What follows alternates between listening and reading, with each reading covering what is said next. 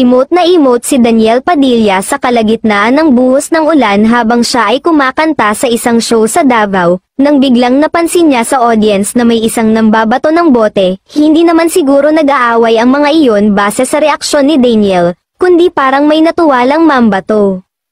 Agad niyang tinawag ang atensyon ng gumagawa ng kalokohan ay sinabihang, "Yung namamato ng bote dyan, tigilan mo yan, nakikita kita." Tumigil naman siguro ang nambabato kaya itinuloy na lang ni Daniel ang kanyang pagkanta.